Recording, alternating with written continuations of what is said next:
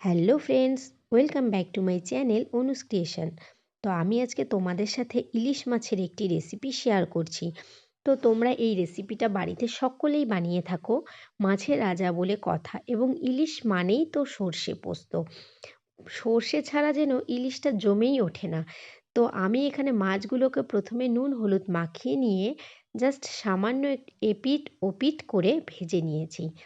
আমি অন্যান্য দিন না ভেজেই রেসিপিটা তৈরি করি, কিন্তু আজকে আমি একটু ভেজে নিয়েছি। ইলিশ মাছ কিন্তু বেশি মানে ভাজতে হয় না, আমি জাস্ট সামান্য একটু ভেজে নিয়েছি। তারপর আমি এখানে কালো জিরে এবং দুটো লঙ্কা চিড়ে দিয়ে দিয়েছি। এটাকে নাড়াচাড়া করে আমি এখানে পোস্ত এবং সর্ষে পেস্ট করে রেখেছি, সেই পেস্টটাকে আমি এখন দিয়ে দিলাম। দিয়ে একটু ভালো মতো নাড়াচাড়া করে নেব।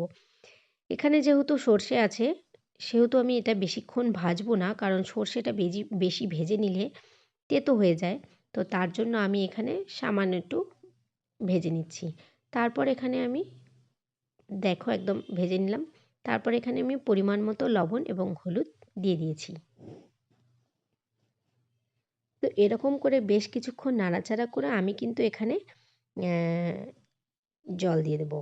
তো বন্ধুরা, তোমরা এই পুরো রেসিপিটা দেখতে থাকো, আশা করি তোমাদের ভালো লাগবে। তোমরা স্কিপ না করে পুরো ভিডিওটা দেখতে থাকো, এবং শেষে কিন্তু অবশ্যই কমেন্ট করে জানিও তোমাদের রেসিপিটা কেমন লাগলো। তো দেখো আমি একটু জল দিয়ে দিয়েছি, সেদিন আমি একটু পাতলাই করেছিলাম। তো তোমরা যেরকম ঝোল খাবে সেরকম পরিমাণ মতো জল দিও। তো লাস্টে আমি নামানোর আগে একটু কাঁচা সর্ষের তেল দিলাম। সর্ষে মানেই তো কাঁচা সর্ষের তেল একটু দিতেই হয়, না দিলে টেস্টটা ভালো আসে না। তো কাঁচা সর্ষের তেল দিয়ে আমি এখন মাছটাকে নামিয়ে নেব। তো ফাইনালি দেখো আমার ইলিশ মাছ একদম রেডি। তো আমি বললাম তোমাদের আগেই যে আমি সেই দিন ঝোলটা একটু পাতলা বানিয়েছি। তোমরা চাইলে একটু কমও বানাতে পারো ঝোলটা।